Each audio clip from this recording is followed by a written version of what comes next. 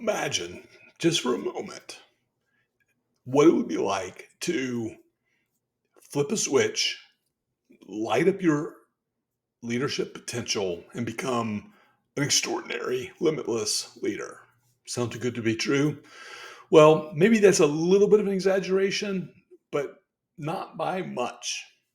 Hi, my name is Clay Cutts. I'm a business and leadership coach and the founder of Square Peg Coaching. Welcome. I'm here to talk to you about how to unlock your inherent leadership abilities, just like I have with many other leaders in a variety of industries, particularly in mental health and addiction treatment. I'm a little embarrassed to admit this, but there really was a time when I thought some people are just leaders and some people aren't.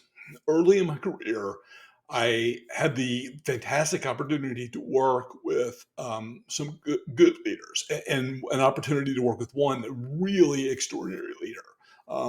He had such a mark on me that I'm still in touch with him 30 years later, and he's still a really fantastic person. Um, but I was working in this company, and there were these people who were just really good at leadership, and like I said, one person that was extraordinary. And one of the things that this extraordinary leader did for me was help me to understand that um, leadership is not innate. Maybe some people have a little bit of, because of their personality, a little bit of aptitude for it.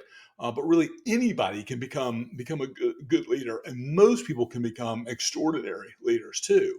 So that was sort of it goes back a long way, and so I've sort of been on this journey accidentally for a long time.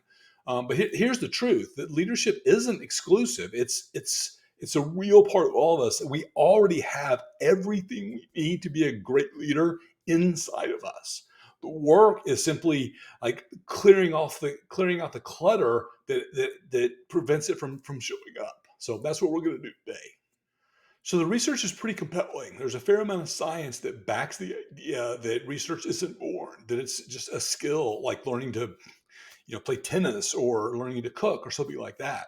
Um, Research shows that there are some very sort of measurable characteristics that sort of differentiate people who are not good leaders from those who are. There's a bunch of them, but the top ones are emotional intelligence, effective communication, and decision making capabilities, particularly critical reasoning. And guess what? These are all learned skills. These can be earned, these can be practiced, these can be developed, and these can be honed. So, what's if I had to pick one thing that truly differentiates an average or mediocre leader from a limitless or exceptional leader, what would it be? And the answer would be um, sort of two things that are closely related: discipline and consistent effort, right? And also measuring that effort. Like that's what extraordinary leaders do. Um, it's like this. You're not going to go to a seminar and come out a leader. You're not going to read a book and then suddenly become a leader. You go to those places and you learn those skills, then you take action, day after day, week after week, over a long period of time. That ongoing process is how you recreate yourself as an extraordinary leader. When my clients struggle with leadership, there's usually one of two. They get it wrong in one of two, like extremely opposite directions. One is just sort of procrastination, and they have an idea and they want it, but they just don't take action. The other is extreme over busyness, right? And when it comes down to it, the net effect is the same. The critical tasks don't get done. So, addressing the procrastination and addressing the busyness are critical for high performers to take care of. The good news is that there's probably some really good stuff in there already, and it's just a matter of clearing the unnecessary tasks out of the way, and the things that keep you from taking action, getting those off the table, and then you're only a couple steps away. And finally, and this seems obvious, but it's, I don't know, it's worth saying, I think. Leadership isn't just about you. Leadership is not about making you better. That's important, and growth and personal development is important. Leadership is about making the people around you better.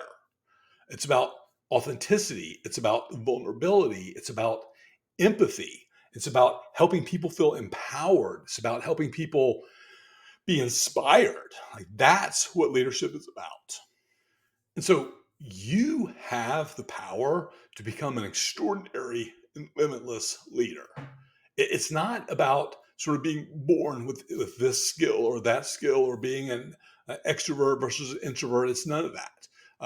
It's about making a choice to nurture that leadership and that professionalism. Now, it does require some discipline and some commitment, but really, what it comes from is just this willingness to make internal shifts. That's how you create external progress. Remember, it's not about where you start; it's about the journey. The journey is the point. So go on, unleash your inner leader. You've got this.